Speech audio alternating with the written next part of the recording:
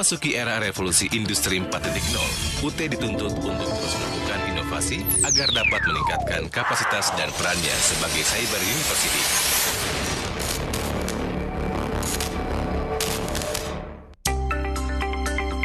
Berbagai upaya yang dilakukan UT untuk meningkatkan angka partisipasi kasar APK perguruan tinggi serta pemanfaatan teknologi informasi dan komunikasi dalam proses pembelajaran merupakan tantangan sekaligus peluang dalam upaya meningkatkan kompetensi SDM bangsa yang berkualitas.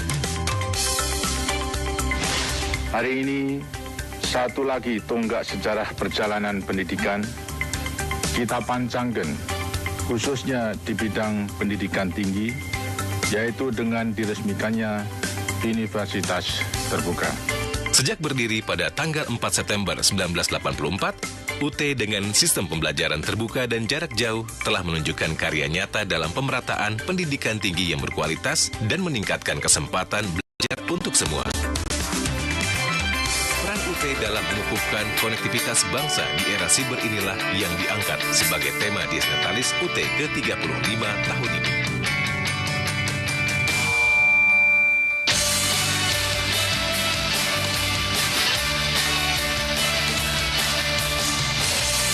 Dalam kiprahnya selama 35 tahun, UT telah menjelma menjadi sebuah PTJJ yang modern. Saat ini, seluruh layanan kegiatan inti layanan mahasiswa dapat dilakukan secara fully online, mulai dari registrasi hingga ujian.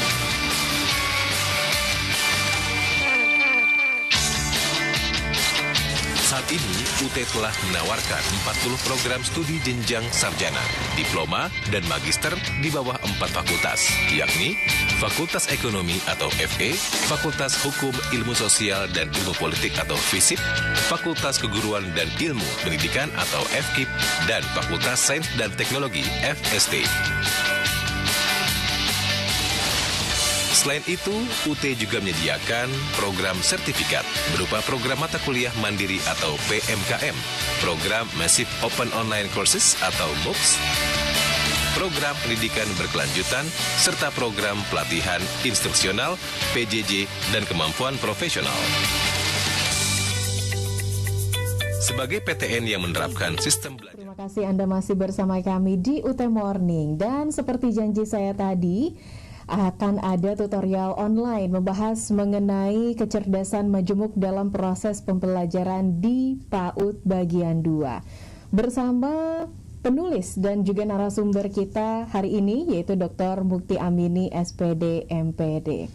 Dan program tutorial udara ini merupakan program yang membahas materi perkuliahan melalui media radio. Jadi apabila Anda mempunyai masalah ataupun tanggapan yang berkaitan dengan materi kuliah ini, silakan hubungi kami melalui telepon dengan nomor 0217490941 pesawat 1123 atau surat dengan alamat Pusat Produksi Multimedia Universitas Terbuka, Jalan Cabai Raya Pondok Cabai Ciputat 15481 atau melalui email kami di p2m2@ikampus.ut.ac.id.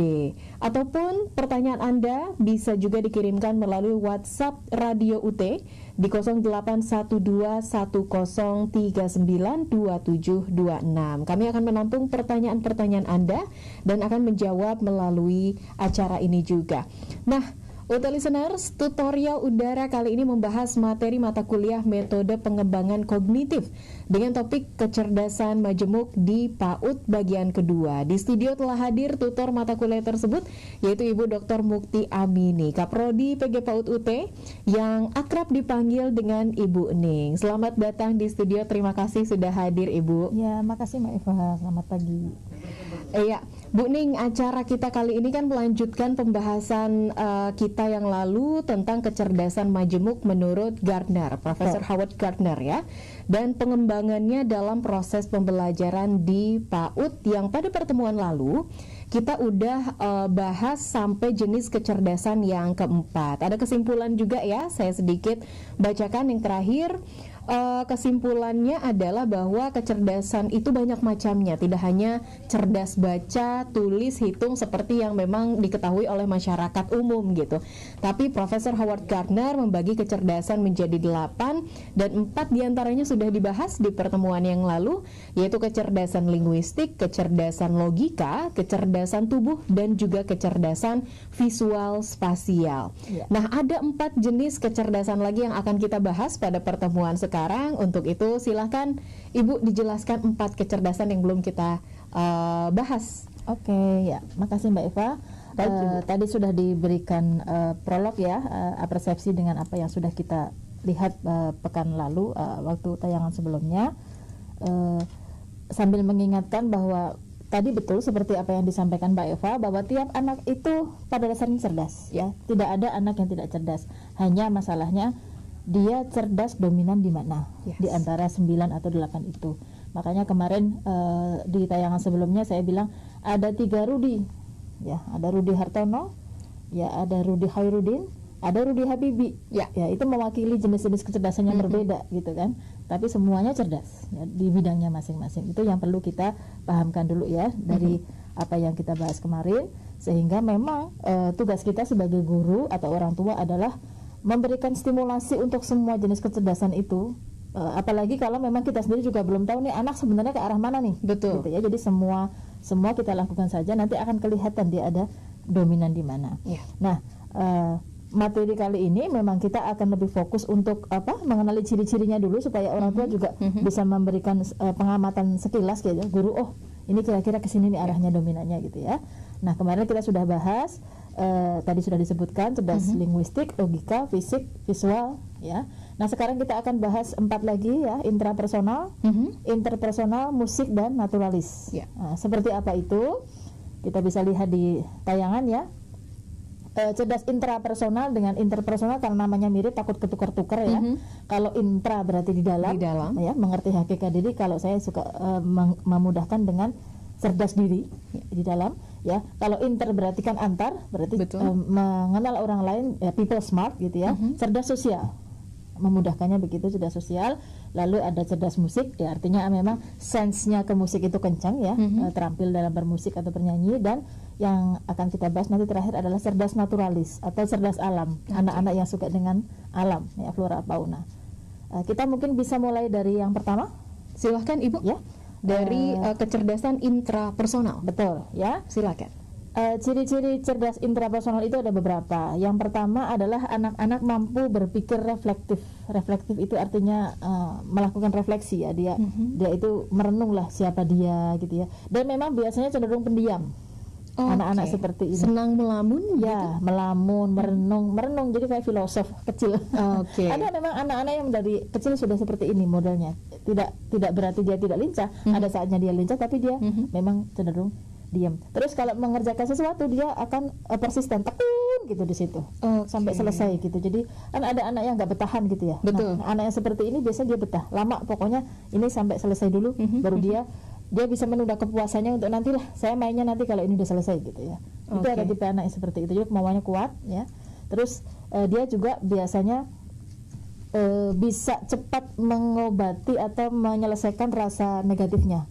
Kalau marah, dia persuasi sendiri bisa, tidak harus dibimbing oleh orang lain, orang dewasa sekitarnya, dia sudah bisa menangani dirinya sendiri. Ya meskipun anak kecil ya, tapi tentu biasanya ya tetap saja ada masa-masanya memang tidak bisa, ya itu tetap kita bantu. Tapi apakah tidak berbahaya, Bu, anak merenung gitu, melamun terlalu lama? Karena yang saya tahu apabila anak terlalu tidak bosanan gitu, justru berbahaya, khawatir ada sindrom lain atau ada autisme seperti itu. Ini seperti apa, Bu? Silakan dijelaskan. Memang kalau melamunnya terlalu lama ya baru bahaya ya. Nanti takutnya dia autis atau ini kenapa kesambet, jangan-jangan gitu ya. Tetapi ini ada saatnya lah. Artinya dibandingkan dengan anak lain, dia memang lebih banyak itu diam dan berpikir gitu. Memang ada tipe seperti ini. Observer barangkali, bukan merenung ya. Ini tipenya mengamati saja gitu. Tapi bukan tidak aktif. Dan kalau untuk anak yang lebih besar nanti kalau dia sudah bisa menulis, biasanya anak-anak seperti ini suka sekali mengisi buku harian. Ya rutin mengisi buku harian. Mbak Eva punya nggak buku harian? Selalu punya. Sampai hari ini saya selalu punya buku harian, Bu. Berarti cerdas intrapersonalnya tinggi. Mudah-mudahan. Ya.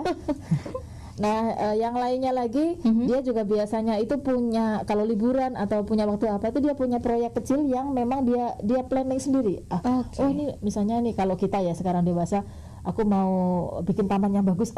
Ya kalau anak-anak kecil ini meskipun dia masih kecil tapi kadang-kadang dia sudah punya gambaran, aku mau bikin kapal tapi kapalnya yang gede gitu ya. Udah punya ini sendiri dan harus jadi gitu ya. Karena dia punya kemauan yang kuat. Jadi biasanya punya proyek yang memang dia rancang sendiri dari awal dan dia puas banget kalau memang benar-benar selesai gitu ya. Itu anak-anak dengan intelektual tinggi. Dan biasanya dia juga dari kecil itu sudah punya bayangan cita-citanya mau jadi apa. Ya meskipun nanti kadang berganti sih ya. Tapi dari kecil itu kalau ditanya itu udah mantap gitu ya. Saya pengen jadi ini, udah sudah ada jawabannya jelas. Gitu ya, ini untuk mengembangkan kecerdasan anak seperti ini, apakah ada treatment khusus? Ada. Nanti kita bahas ya. Itu beberapa ciri-cirinya. Nah sekarang mungkin barangkali sebelum ke treatment supaya kebayang kira-kira mau jadi apa ya nanti kalau anak-anak dengan seperti ini. Ini memang profesinya memang yang tipe-tipe diem nih ya. Filosof, terus ahli sejarah, peneliti kan memang banyak di ini ya, di belakang meja. Betul. Terus budayawan, agamawan ya yang begitulah ya, yang memang dan yang bekerjanya sendiri mungkin ya, Bu? Tidak teamwork. Jadi kalau mau tipe kepribadian itu yang tipe-tipe melankolis itulah. Ya yang lebih teliti ya, yang sendiri detail tapi sendiri gitu. Ini anak-anak dengan intrapersonal. Nah, sekarang kita bahas tadi apa cara-caranya ya? Ya, cara mengembangkan kecerdasan diri seperti ini. Cara-caranya ada banyak. Yang pertama adalah di sini dikatakan menciptakan citra diri positif. Maksudnya kita itu mengembangkan rasa bahwa anak itu diterima gitu ya. Jangan sampai kelahirannya nggak diterima karena pengen anak perempuan, akhirnya pas anak laki-laki lahir dicuekin aja kan, jadinya konsep dirinya nggak tumbuh dengan bagus ya. Dan itu menyebabkan dia rendah diri. Terus bisa juga bercakap-cakap setelah mengukur tinggi dan berat badan, nanti dengan tinggi sekian, berat badan sekian, kamu pengen apa gitu ya, rencanamu apa, dia kan melihat progresnya, dia jadi tahu ya apa yang dia mau lakukan. Terus kekurangan dan kelebihan diri bercakap-cakap. Kadang-kadang meskipun masih kecil dia tahu loh, saya itu kurangnya di mana, kelebihannya di mana gitu ya, dengan bahasa yang ringan itu bisa kita sampaikan. Terus bisa bermain peran ya, profesi jadi apa ya. Kalau kan dia udah ditanya nih cita-citanya jadi dokter. Kalau dokter itu kayak gimana sih nanti, tugasnya apa? Biasanya dia akan, ternyata dia karena seorang pengamat yang baik, dia biasanya itu lebih detail untuk memvisualisasikan lagi apa yang sudah diamatinya itu. Ya kadang-kadang kita nggak nyangka gitu ya, menirukan gitu ya, Bu. Jadi dari mengamati kemudian dia tiru, kadang-kadang betul sekali yang dia lihat kalau memang dia sudah fokus ke sana. Ya. Terus bisa juga dengan mengisi buku harian tadi ya. Kalau untuk anak-anak ya tentunya mungkin hanya mengisi jurnal saja, jurnal bergambar ya, menggambar apa yang sudah dia lakukan. Terus membuat surat juga bisa, mungkin ya sekedar cuma suratnya juga bergambar ya. Kalau untuk anak-anak itu juga sudah bagian dari intrapersonal. Terus ketika kita membaca buku kan suka ada tokohnya tuh. Nah, anak-anak suka kita bisa ajak, kalau kamu jadi itu kira-kira kamu bagaimana gitu ya. Kalau kebetulan kalau ada kasusnya gitu ya, misalnya ceritanya kita potong, nah kalau sampai sini kasusnya begini, kamu kira-kira apa yang mau kamu lakukan kalau kamu jadi si ini ya, itu biasanya dia akan lebih mudah gitu ya mengembangkan dirinya. Terus membuat jadwal day to day, jadi sehari itu kegiatannya apa saja. Kan anak-anak ini kan memang dari kecil perlu ya kita biasakan dengan itu. nanti kalau memang dia kuat di sana, dia akan sudah rapi. SD pun dia sudah rapi. Saya Full punya of anak plan gitu ya. Iya, saya punya anak nomor 2 itu dari kelas 2 SD itu dia sudah bikin diagram lingkaran. Dia bikinlah 24 jam di situ ya. Jadi jam belajar segini, jam segini, jam segini. Dan itu dia tepati. Dia ini sendiri, Kak. Tapi kalau belum jamnya ya nggak akan ke sana. Misalnya sudah jam 8 kurang 5 menit. Kak, kok nggak belajar? Kan aku jamnya jam 8. Jadi dia masih main. Tapi begitu jam 8 dia tutup sendiri. Gitu. Jadi model-modelnya memang ke sana ya. Dan memang benar tidak pintar ngomong gitu ya. Anaknya itu memang model yang begitu, yang merencanakan sendiri, dia tepati sendiri. Ya. Ini paling muda bisa dilihat kecerdasan intrapersonal ini usia berapa, Bu? Kalau untuk anak usia TK memang kita tidak bisa langsung mendetek ya. Oh ini dominan di sini. Tetapi ya tugas kita sebagai guru kan berarti kita mesti menstimulasi semuanya dulu gitu ya. Nanti sambil dilihat pelan-pelan, oh kira-kira di sini, karena bisa jadi juga intrapersonalnya juga dominan, nanti kecerdasan lain apalagi juga dominan gitu ya. Juga, okay. Toh bagaimanapun tetap ini dibutuhkan kemampuan untuk bisa memahami kelebihan dan kekurangan diri, ini tetap dibutuhkan oleh semua orang gitu kan ya. Jadi tetap harus kita berikan cara-caranya supaya itu bisa dikembangkan dalam dirinya gitu. Oke. Baik, terima kasih banyak Ibu. Saya harus sudahi dulu sementara. Nanti kita akan bahas mengenai kecerdasan yang selanjutnya. Dan UT Listeners, bagi Anda yang baru saja bergabung, kita sedang ada tutorial udara membahas mengenai kecerdasan majemuk dalam proses pembelajaran di PAUD bagian 2 bersama tutor kita hari ini, yaitu Dr. Mukti Amini SPD MPD. Dan bagi Anda yang ingin bertanya, silahkan WhatsApp ke 0812 10 39 2726. Saya Fatimah Eva masih akan menemani Anda sampai pukul 3 sore hari nanti. So stay tune di UT Radio, Open Education Station for All.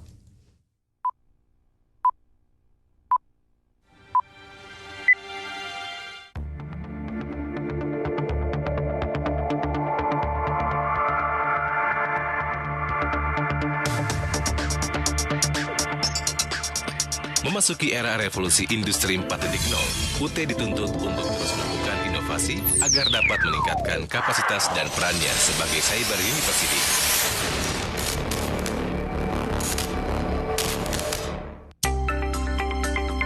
Berbagai upaya yang dilakukan UT untuk meningkatkan angka partisipasi kasar APK perguruan tinggi serta pemanfaatan teknologi informasi dan komunikasi dalam proses pembelajaran merupakan tantangan sekaligus peluang dalam upaya meningkatkan kompetensi SDM bangsa yang berkualitas. Hari ini, satu lagi tonggak sejarah perjalanan pendidikan kita pancangkan, khususnya di bidang pendidikan tinggi, yaitu dengan diresmikannya Universitas Terbuka.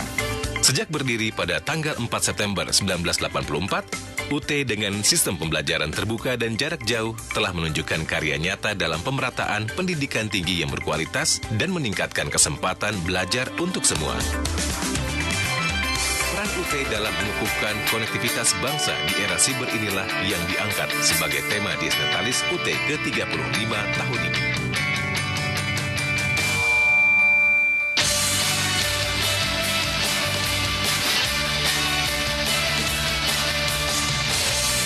Dalam kiprahnya selama 35 tahun, UT telah menjelma menjadi sebuah PTJJ yang modern. Saat ini, seluruh layanan kegiatan inti layanan mahasiswa dapat dilakukan secara fully online, mulai dari registrasi hingga ujian.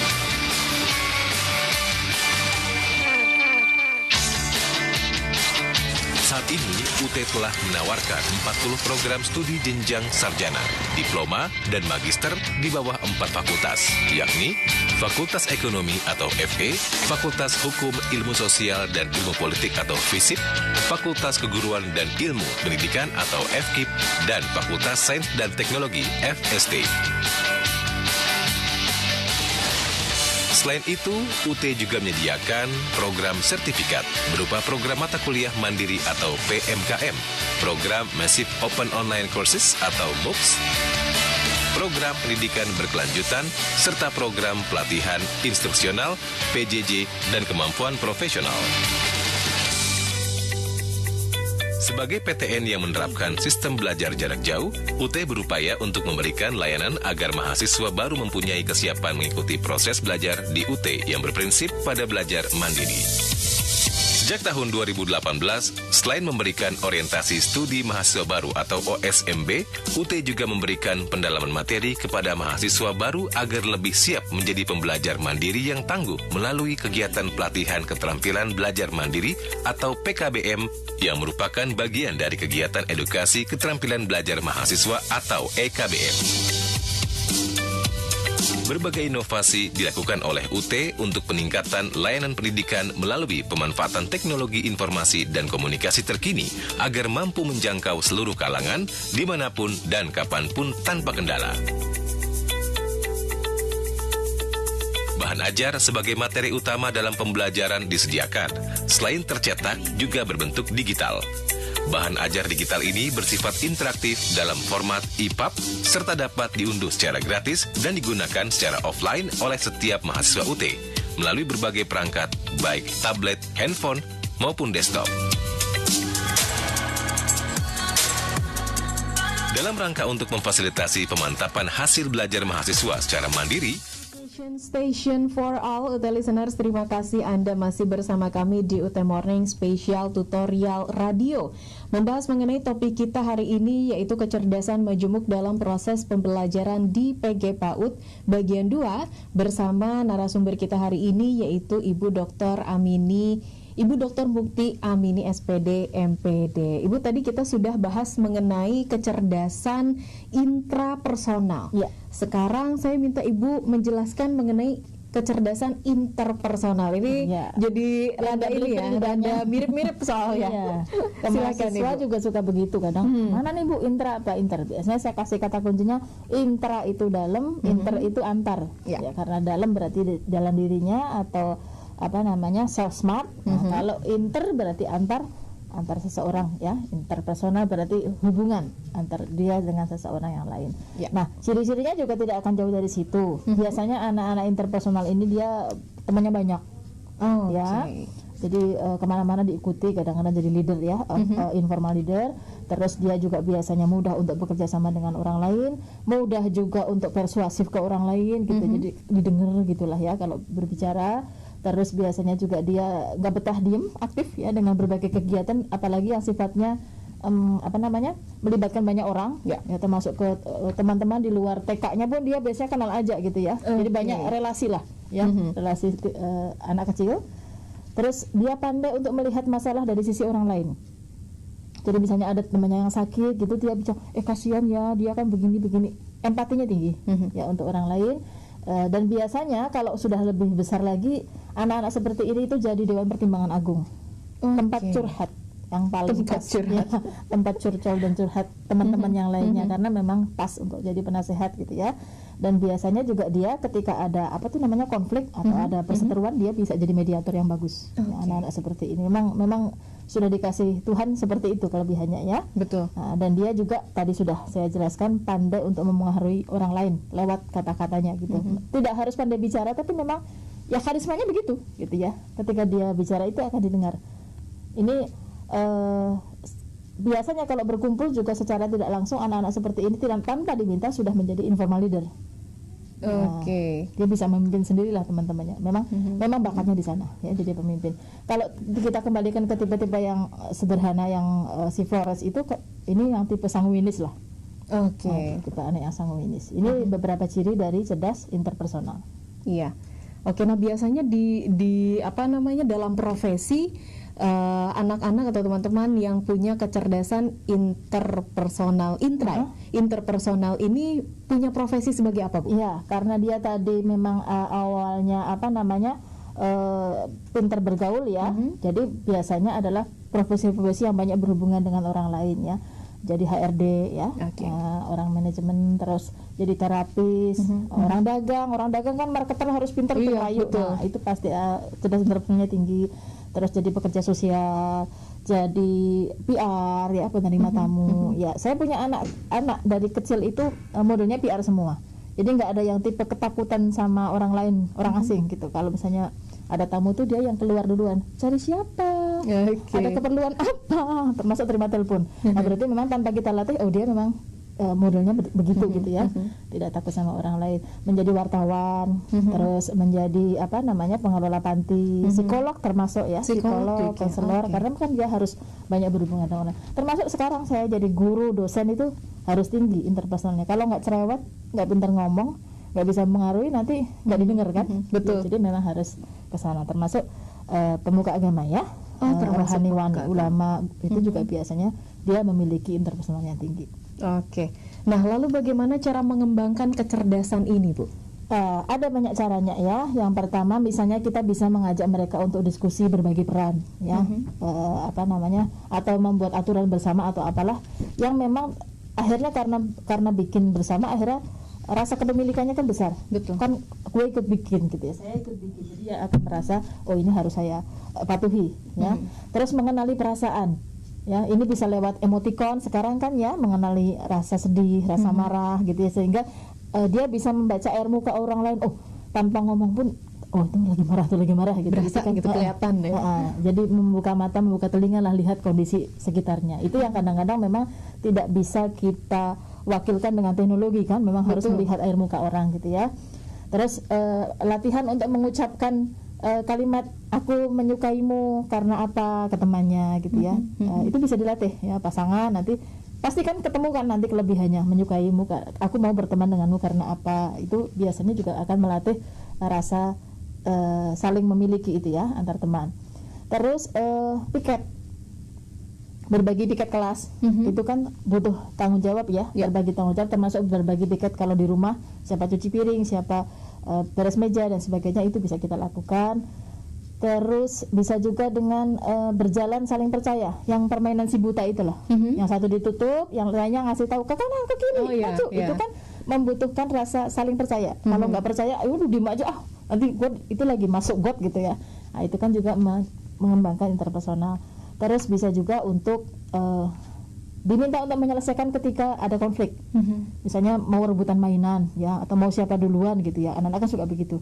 Nah itu kita adab sekalian, silahkan sekarang diskusi, coba siapa yang mau duluan, siapa yang mau belakangan, silahkan caranya diatur sendiri gimana, mungkin mereka terus sepakat untuk sweet atau apa gitu ya. Nah itu biar mereka menyelesaikan. Oke, kalau saya lihat sih ya Bu, jadi memang si anak dengan kecerdasan interpersonal ini punya potensi misalkan sebagai pemimpin, tapi justru mengembangkan potensinya adalah dengan memberikan arahan bahwa apabila memang sudah terlihat punya potensi sebagai pemimpin, jadi pemimpin yang bijak, mendengarkan orang, mengerti perasaan orang lain. Jadi memang treatment atau pengembangan seperti ini adalah tidak hanya untuk menjadikan dia lebih tinggi lagi kecerdasannya, tapi juga lebih terbentuk hal-hal lain yang bisa mendukung dia dalam kehidupan bersosial begitu ya Bu. Jadi apa yang kita usahakan kembangkan tadi memang sebetulnya bagian kecil dari interpersonal. Jadi memang interpersonal kan kesana arahnya ya, empatinya tinggi, terus rasa sosialnya tinggi. Kan suka ada bercandaan kalau pemimpin itu kalau untuk membuka jalan awal-awal revolusi itu oke lah yang koleris gitu ya. Tapi kalau untuk yang selanjutnya kan malah yang dicintai itu yang pragmatis, yang memang bisa merangkul semua orang ini gitu kan. Nah ini yang ke arah sini, interpersonal itu kesana, yang memang bisa menerima semua golongan gitu ya. Diberikan kepercayaan oleh banyak orang. Oke. Dan saya sebetulnya sepanjang Ibu bercerita gitu, saya jadi ingat ini seperti adik saya. Adik saya ini tidak punya ijazah TK karena jadi dia sekolah di yayasan yang ada TK, SD, SMP gitu. Jadi saat dia TK, dia menjadi leadernya baris anak-anak SD. Itu. Jadi dia udah nggak mau sama teman-teman mereka karena udah kenal katanya. Yang sini belum kenal, dia pengen kenalan, ditunjuk siapa yang mau barisin teman-temannya, nggak ada yang mau, dia yang mau duluan. Jadinya dia nggak punya ijazah TK karena langsung SD ujung-ujungnya gitu kan ya. Temannya banyak dan ya ciri-cirinya seperti yang Ibu bilang gitu. Dia kadang-kadang bisa jadi pemimpin juga. Apakah ini juga jadi ciri anak tengah ya Bu? Karena kalau yang saya lihat anak tengah tuh rata-rata begitu. Dia bisa merangkul karena terbiasa ada kakak, ada adik gitu kan ya. Terus dia biasa jadi center karena dia mengerti kalau ke kakak gimana, kalau ke adik gimana, jadi dia bisa lebih fleksibel, bisa lebih merangkul dan lain sebagainya, dan mudah-mudahan sih bisa jadi orang yang sangat peduli ya Bu ya. Memang sih ada riset tentang itu ya,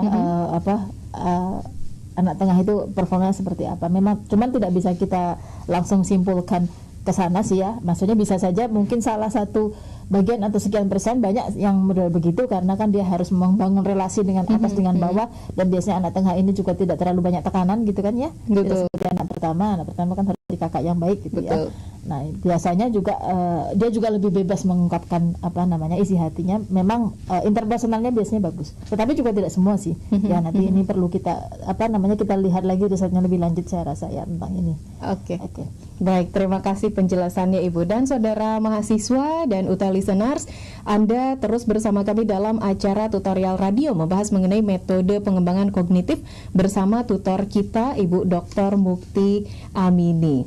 Bagi Anda yang memiliki pertanyaan, silahkan Anda bisa WhatsApp ke 0812 10 39 27 26, dan nanti di akhir sesi pertanyaannya akan dibacakan untuk dijawab oleh narasumber kita. Dan Ibu silahkan untuk melanjutkan pembahasan. Tadi Ibu menjelaskan tentang interpersonal dan juga intrapersonal. Ada kecerdasan apa lagi, Bu? Oh, satu lagi nih strategi yang saya hampir lupa. Sekarang perlu banget ya, membiasakan anak-anak untuk mengucapkan magic words ya. Minta tolong, terima kasih, mohon maaf. Ya. 3 kata itu kan memang sangat kita perlukan dari kecil. Memang bukan hanya untuk interpersonal, tapi terutama untuk mengembangkan hubungan interpersonal antar teman ini ya. Ini perlu kita latihkan. Nah sekarang kita bahas ke kecerdasan selanjutnya, yaitu kecerdasan musik. Kecerdasan musik. Ciri-cirinya tentu ya biasanya anak-anak seperti ini dari kecil kalau nyanyi suaranya udah bagus ya, tidak sumbang, udah mengerti nada gitu ya, dan cepat dengan nada gitu ya, unggul dalam materi seni musik. Saya punya anak nomor pertama begitu. Jadi kalau dia dengar suara musik gitu, dia main keyboardnya itu langsung bisa. Nah, jadi size-nya tuh jalan. Oh ini larinya ke sini. Mungkin hanya coba sekali-sekali, habis itu udah lancar satu lagu gitu ya. Itu memang berarti dia ada size di sana. Terus biasanya juga dia mudah ingat dengan lagu atau melodinya gitu ya, cepat hafal. Dan suka mengoleksi lagu-lagu. Ya, dari zaman saya kecil juga begitu ya. Cuman kalau dulu ditulis gitu, kalau sekarang mungkin kan simpen save gitu ya di HP-nya gitu ya, atau dia minta disimpankan. Terus kalau belajar dia nggak betah sunyi.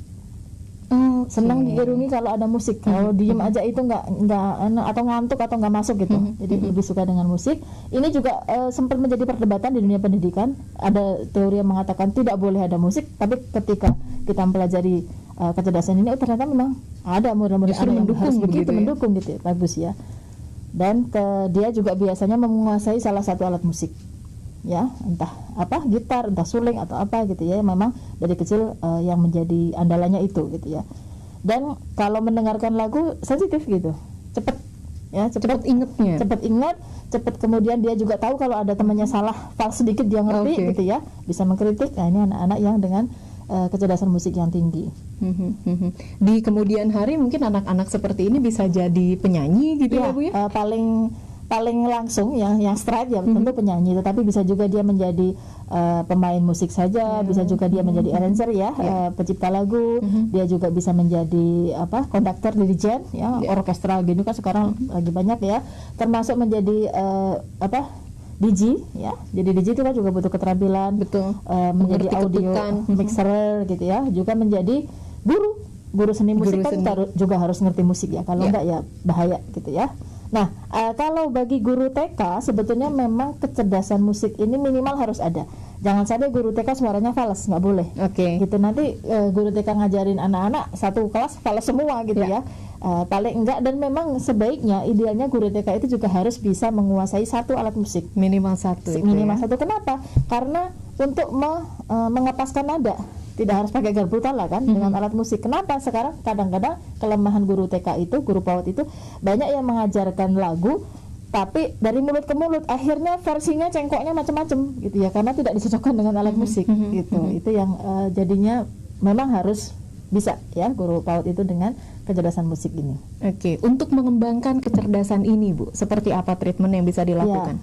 Banyak treatment yang bisa kita lakukan ya, misalnya dengan mendatangkan pemusik atau siapa gitu ya, penyanyi ke kelas yang tidak harus yang tenar gitu ya. ada career day seperti itu, ada karya wisata musik ya, misalnya ke studio ya, ke sini misalnya, atau ke stasiun TV gitu ya, biar mereka tahu oh kayak gini tuh namanya rekaman gitu ya. Terus bermain musik bisa yang sungguhan, bisa juga yang alat-alat dapur atau apa, biasanya anak-anak juga lebih kreatif dengan itu. Terus meminta anak untuk menciptakan sendiri irama, ini juga bisa ya, misalnya senandung ya, lagunya apa terus dia hanya senandung gitu ya, kayak Sabian itu kan senandung ya. Dia bisa melakukan itu. Terus bisa juga diskografi itu ada potongan lagu, ini kira-kira untuk tema apa, atau dibalik, karena anak-anak tuh lebih cepat loh, misalnya ada gerakan bersih-bersih, ayo siapa yang punya lagunya, mereka cepet nyari, oh ini Bu gitu ya, yang mayor, nadanya mayor gitu, kalau yang minor kan yang sendu-sendu gitu ya. Iya, dia artinya lagu-lagu yang sudah pernah dia dengar, mungkin syairnya dia hafal, pakai lagu ini gitu ya, biasanya dia nyambung. Terus musik super memory, maksudnya apa? Super memory itu iringan musik saat guru mengajar, itu ternyata juga mengefektifkan kecerdasan musik. Jadi sebaiknya memang pas ngajar itu nggak sepi, kan kalau di TV juga begitu ya, suka ada iringannya dikit meskipun hanya kecil gitu ya, itu ternyata bagus, namanya musik super memory, justru meningkatkan kecerdasan anak secara umum. Bisa juga ketika saat anak-anak sedang bekerja, itu juga perlu kita setelkan musik, termasuk anak-anak tidur itu bukan sama sekali tenang, tapi ada musik kecil sedikit gitu ya, yang lagunya lagu tenang, itu juga ternyata mempengaruhi kecerdasan anak. Gitu ya. Ya. Tapi kalau misalkan nih Bu, ada anak yang kalau kita lihat sekarang dia kalau nyanyi sih fals ya gitu, tapi bisa dilatih untuk dia jadi punya kecerdasan musik ini. Bisa ya, jadi kan intinya sebetulnya ada yang memang bawaan dari sananya dia sudah dominan, ada juga dia kecerdasan sesuatu itu tinggi karena hasil latihan, kan gitu ya. Gitu ya, kayak saya misalnya, saya ngaku aja saya nggak suka masak dari kecil gitu ya, pokoknya kalau lihat dapur itu udah sumpek aja gitu. Tetapi karena memang itu mau nggak mau tugasnya perempuan, ya kan dilatih sama ibu kita gitu kan, dari kecil harus bisa masak, ya bisa juga gitu. Cuma tidak akan sama hasilnya dengan mereka yang dari kecil memang hobinya di dapur gitu. Ya. Tapi kalau misalkan Bu, si anak bisa nggak sih punya kecerdasan yang maksudnya tidak hanya satu kecerdasan yang super dominan, tapi bisa 3, 4 atau mungkin merata? Ya bisa saja. Ada yang memang istimewa seperti itu, dia juga musik pinter, akademisnya oke, ternyata dia juga pecinta alam, ada gitu ya. Memang cuma tidak banyak, biasanya orang-orang itu menonjol di salah satunya, tapi ada saja yang seperti itu ya, ini karunia Tuhan ya. Baik, hanya saja mungkin jumlahnya tidak banyak ya Bu ya. Baik, terima kasih penjelasannya Ibu Ning dan UT listeners serta mahasiswa dimanapun Anda berada. Kita membahas satu kecerdasan lagi, kecerdasan apa tentunya setelah yang satu ini.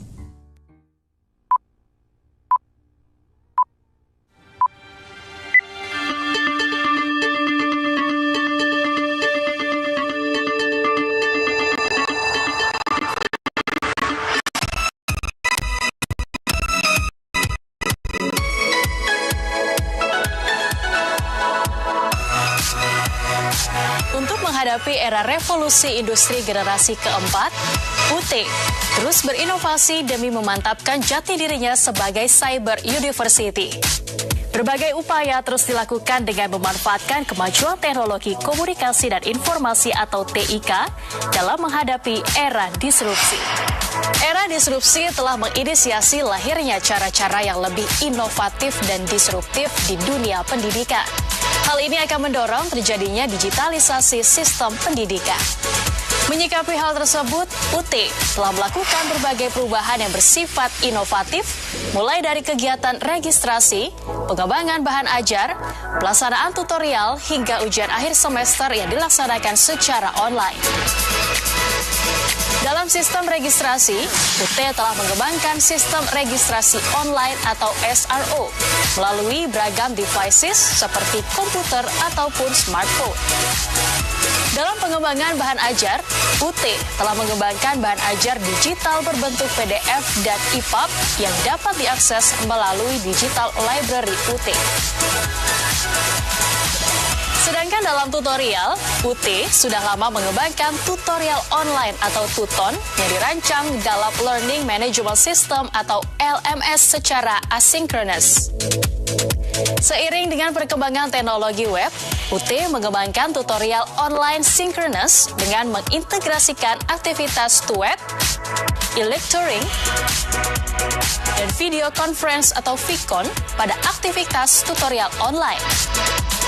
Untuk pelaksanaan ujian akhir semester, sudah lama UT menyelenggarakan sistem ujian online.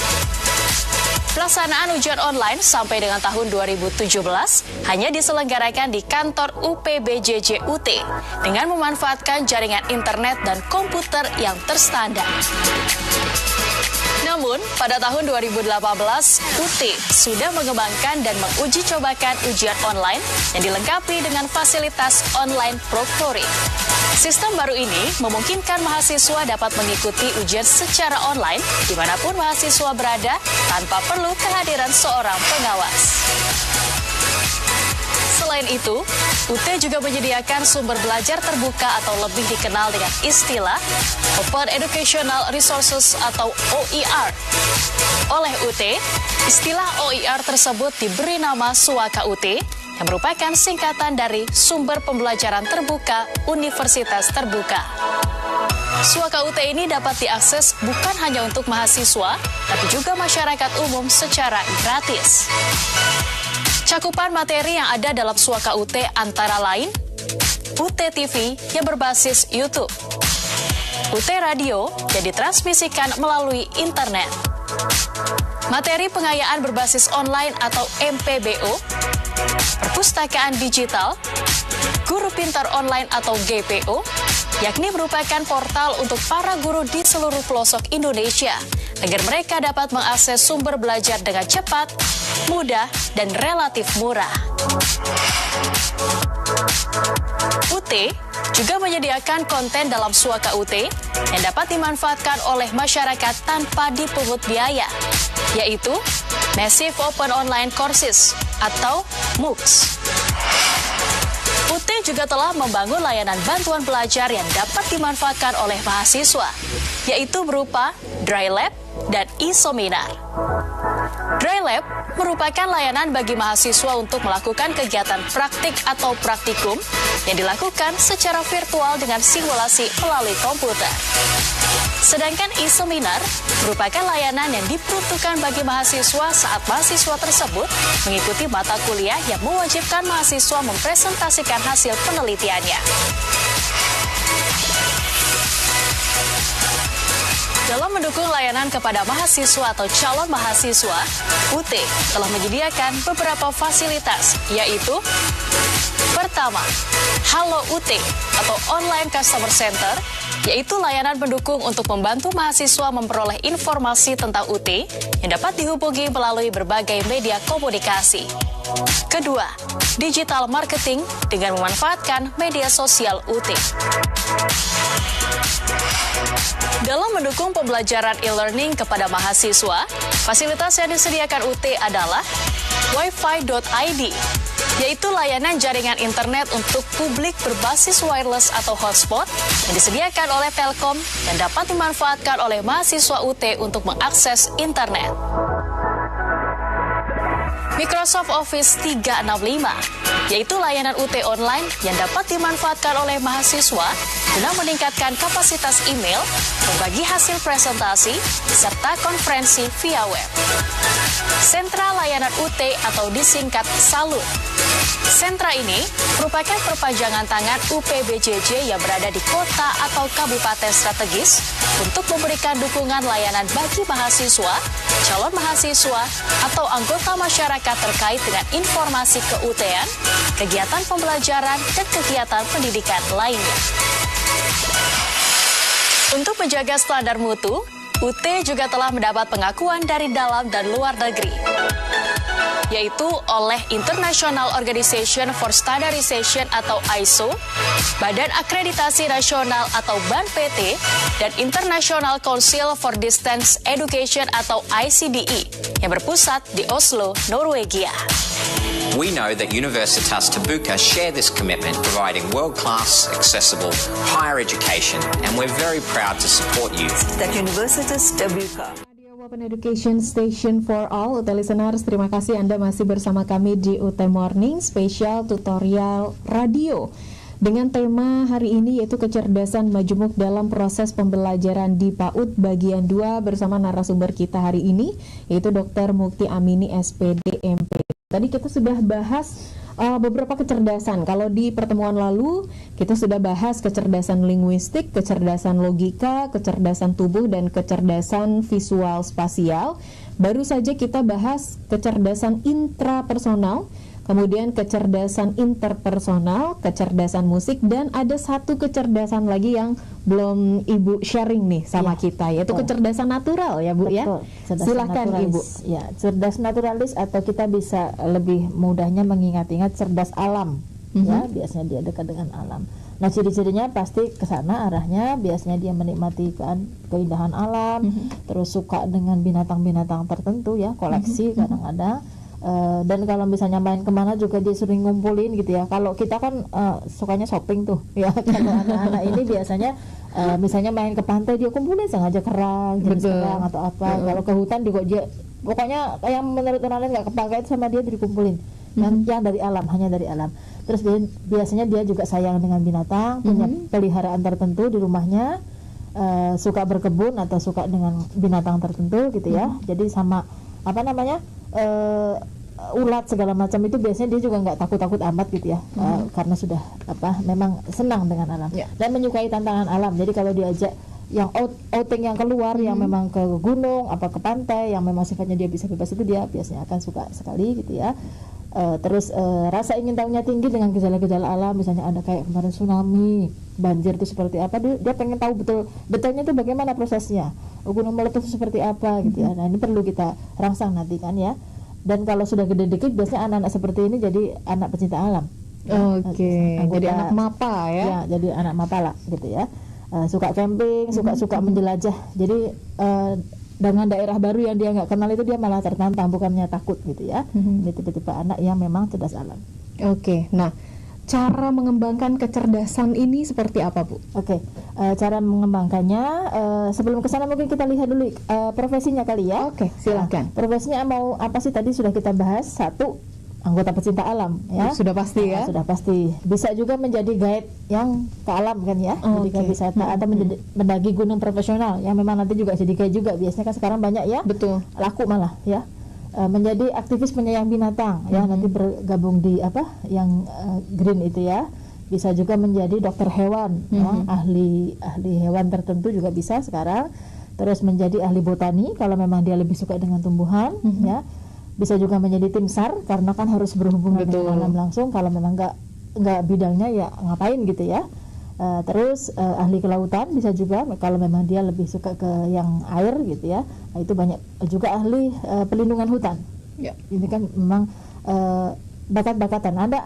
Ada anak-anak tuh ngapain masuk fakultas kehutanan gitu ya. Kalau memang nggak suka ya tugasnya manjat pohon gitu misalnya, ngapain gitu ya. Tapi kalau memang suka ya dia menikmati itu.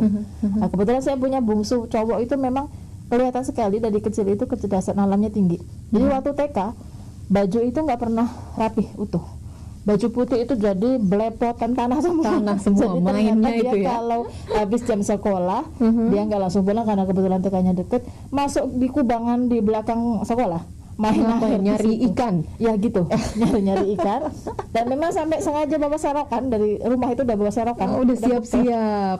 Jadi pulang itu nggak pernah utuh baju pokoknya. Sampai sekarang pun memang bajunya itu cepat sekali rusak karena ya gitu sukanya ngebolang anaknya. Kalau nggak manjat ke empang kemana gitu ya sampai sekarang. Jadi udah kelihatan cirinya. Cara mengembangkannya Bu. Sekarang cara mengembangkannya bagaimana? Ya tentu kita yang sifatnya berhubungan dengan alam ya, sering mengajak keluar ke alam terbuka, mengajak camping bersama. Mungkin kalau untuk anak TK ya tidak bisa camping yang terlalu jauh ya, campingnya di halaman sekolah aja kan udah beda gitu ya. Siang-siang pulang nggak usah pakai nginep gitu ya. Terus mengamati hewan-hewan tertentu, bisa diajak ke habitatnya misalnya di pantai ya, hewan apa aja yang kita lihat. Kalau misalnya di daerah air payau seperti apa, kalau di daerah yang berlumut seperti apa, itu kan bisa kita lihat ya. Terus kalau di TK yang sederhana kita bisa meminta anak untuk melihat keluar jendela. coba ceritakan kamu lihat apa aja di luar gitu ya. Kalau anak dengan naturalis tinggi pasti yang dia sebutkan itu yang makhluk hidup yang bergerak gitu ya. Gitu ya, entah tumbuhan, entah ini ada ini ya. Kalau ibu-ibu kan lain lagi, ada tukang bakso gitu. Jadi beda ininya. Kan kelihatan dari komentarnya nanti ya. Nah, terus bisa juga bermain peran.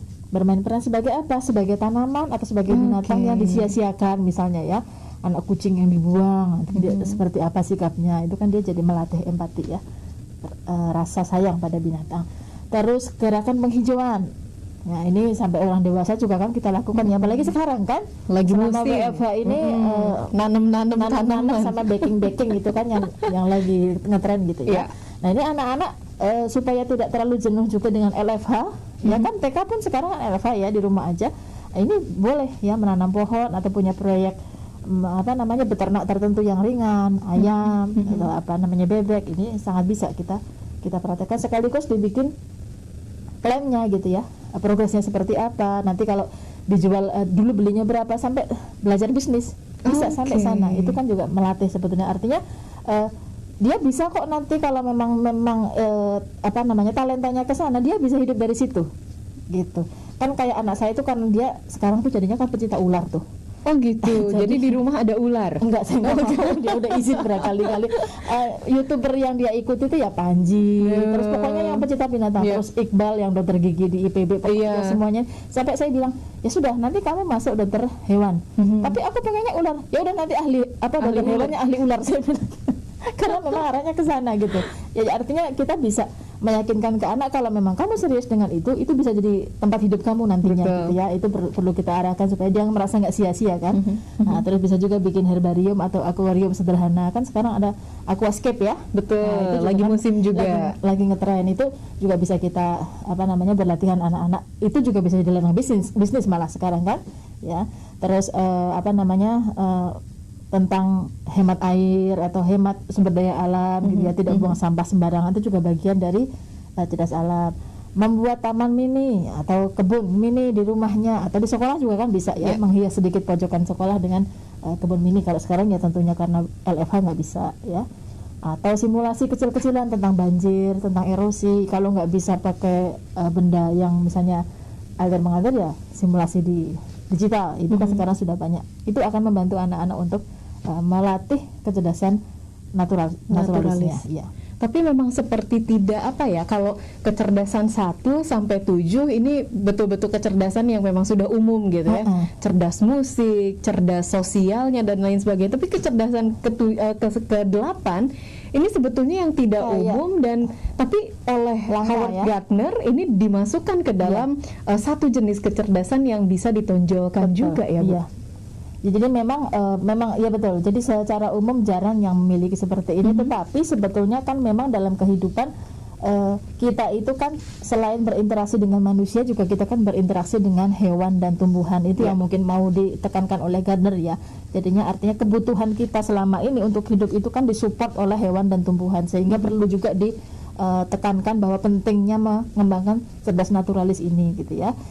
Termasuk misalnya tadinya sama kucing itu nggak sayang sekali, paling nggak dia kalau ketemu kucing itu udah ngerti ya mesti diapain, yang dikasih makan. Terus kalau misalnya mau melahirkan disiapkanlah kardus, kalaupun nggak mau piara ya nanti di teras rumah gitu ya. Jadi itu kan melatih rasa sayang.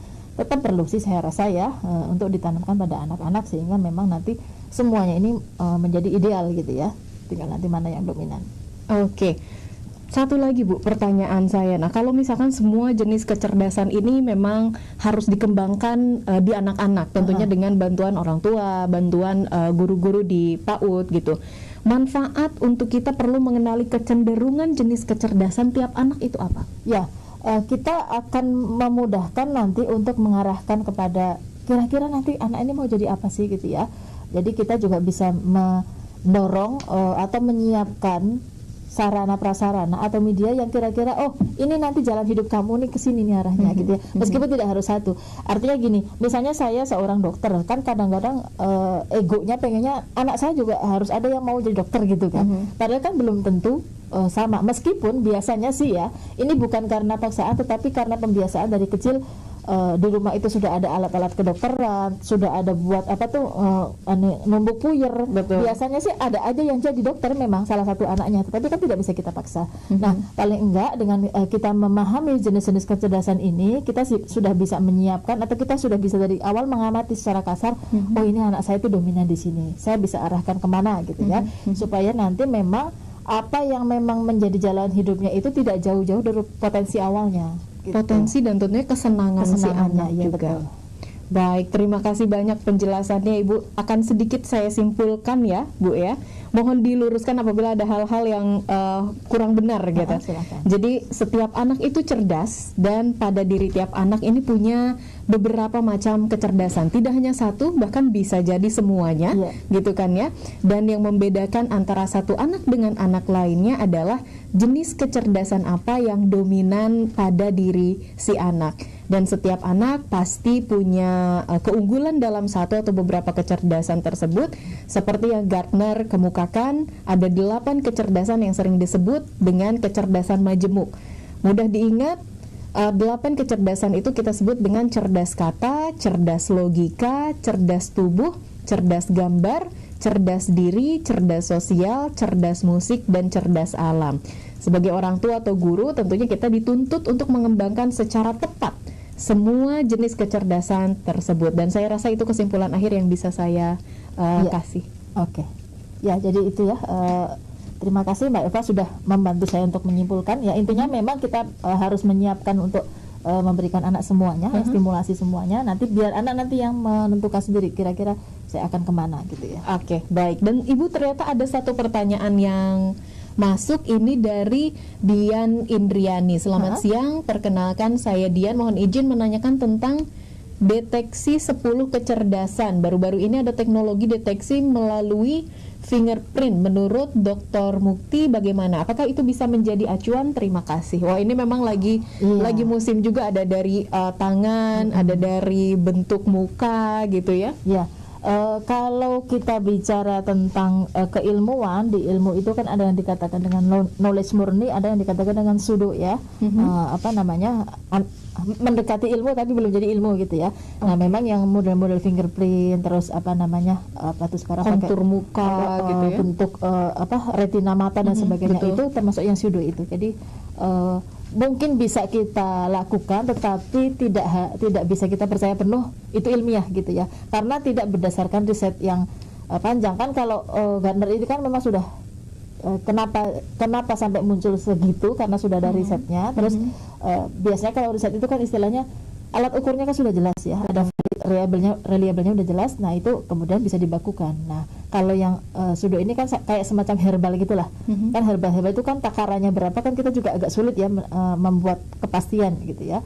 Untuk yang orang seperti ini berapa, beda dengan obat yang memang sudah pakai miligram gitu ya. Oh, untuk sekian berat badan, oh pakainya dosis segini. Itu bedanya di situ. Oke, ibaratnya seperti itu ya Bu. Mudah-mudahan menjawab ya Mbak Dian Indriani. Terima kasih juga untuk jawabannya. Dan saya juga terima kasih kepada Ibu. Sama-sama. Mudah-mudahan tidak bosan Bu sharing lagi bareng kita. Besok-besok harus sharing lagi, karena saya yakin masih banyak hal yang bisa Ibu kasih ke kita, terutama mengenai beberapa mata kuliah ya dalam metode pengembangan kognitif untuk Fakultas Keguruan dan Ilmu Pendidikan di jurusan Pendidikan Dasar PG PAUD. Masih ada pertanyaan lagi? Oke. Ternyata masih ada pertanyaan, Ibu, ramai sekali. Yang baru ini dari Hotimatul, bagaimana cara mengatasi anak yang hiperaktif? Ini terakhir ya, silahkan Ibu untuk menjawab. Ya, sebetulnya ini sesi yang lain ya, itu ada di mata kuliah. Kalau di PAUD itu ada namanya mata kuliah penanganan anak berkebutuhan khusus. Nah, itu salah satu modul isinya itu tentang anak hiperaktif. Ini kalau belum kuliah di PG PAUD itu makanya masuk aja ya. Nanti akan dapatkan mata kuliah itu. Ya memang kita tidak bisa langsung. Yang pertama, kita sebagai orang tua atau guru tidak punya kewenangan untuk menjudge bahwa seorang anak itu hiperaktif. Ya, yang bisa mengatakan seperti itu memang seorang psikolog. Tetapi paling enggak kita bisa observasi. Ya, hasil observasi kita itu yang diberikan kepada ahlinya. Terus kemudian ada grade-nya. Ada anak aktif, ada anak yang overaktif, ada yang hiperaktif. Oke. Nah, kalau yang overaktif itu memang yang lebih aktif dari biasanya, tapi dia tidak sampai merusak, masih positif lah ya. Memang aktif banget gitu ya, kita kewalahan tapi masih bisa kita handle. Nah, yang hiperaktif ini yang cenderung nanti ada sedikit merusak campur sama agresi. Ya memang caranya seperti apa, banyak hal yang bisa kita lakukan ya, misalnya dengan sering-sering mengingatkan, terus banyak dialog gitu ya. Terus sentuhan ya, energi sentuhan, pelukan itu anak-anak seperti ini banyak membutuhkan. Terus memberikan pekerjaan tugas yang sifatnya itu stepnya kecil saja gitu ya. Kalau terlalu panjang dia juga konsentrasinya sedikit, biasanya cenderung kemana-mana. Nah, ini juga perlu kita lakukan. Banyak hal nanti kalau misalnya penasaran, masuk PG PAUD aja. Masuk PG PAUD atau tunggu dibahas di UT Radio. Oh iya, makanya dengerin terus UT Radio gitu ya Bu ya. Betul. Barangkali nanti Ibu Amini kita mau bahas besok hari gitu ya. Terima kasih pertanyaannya, terima kasih Ibu Amini sekali lagi. Dan UT Listener, saya masih akan kembali menemani Anda sampai pukul jam 3 sore hari nanti. So stay tune di UT Radio, Open Education Station for All.